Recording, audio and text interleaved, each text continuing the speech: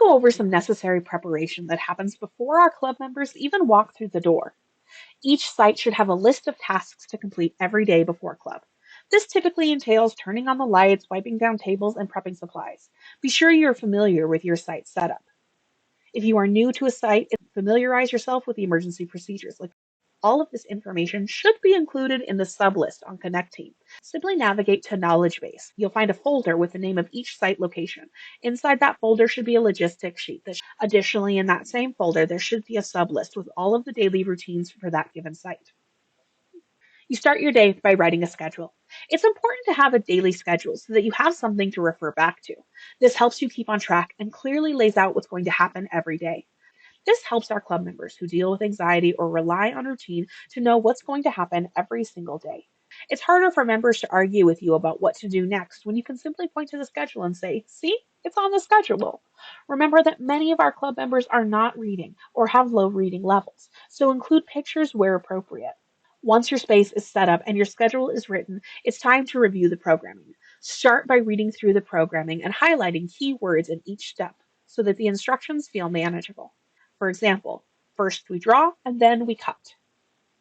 Next, gather appropriate materials and make note of which materials may need special instructions. For example, activities using glue may need to be prefaced with a reminder about how to use glue appropriately. Finally, complete an example project before the club members arrive. Seeing an example of what they are supposed to do creates excitement and anticipation throughout the day. This also helps you identify any problem areas club members may run into so that you can adapt accordingly. Let's talk about the end of the club day. As things are starting to wind down, it's important to have a consistent closing routine.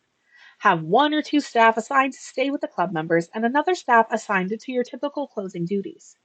Start by writing your toodles. Keep a running rotation of toodle sheets that can be sent home with club members. A good way to do this is to write each member's name on a toodle at the start of the week. Next, fill out IRFs. If anything concerning happened at club today, be sure to fill out an IRF. Remember, when in doubt, fill it out.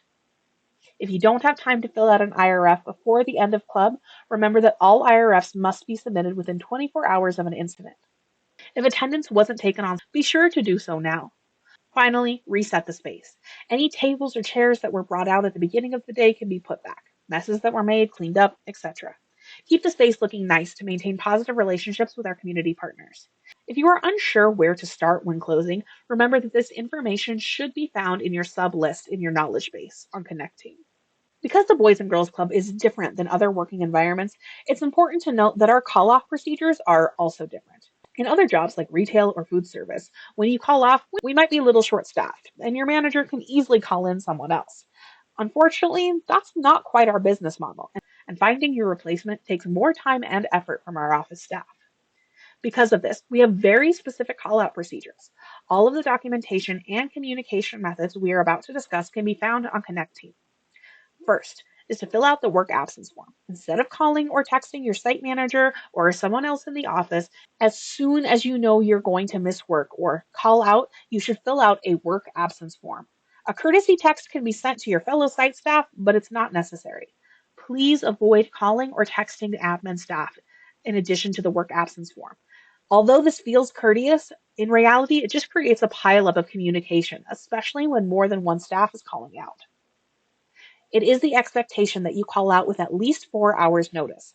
While we understand that there are emergency situations, this should be the exception and not the rule.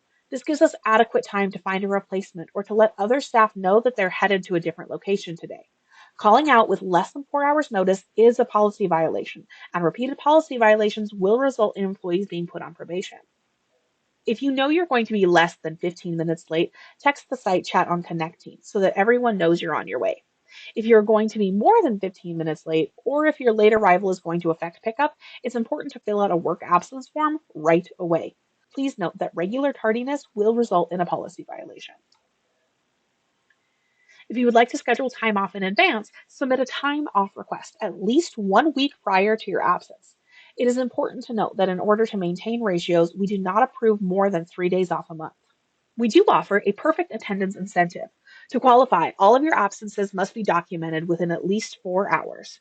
You need to arrive on time to all of your shifts, and you need to attend all scheduled meetings. Employees with perfect attendance receive 5 hours paid time off each month. This is the equivalent of one YDP or site manager shift.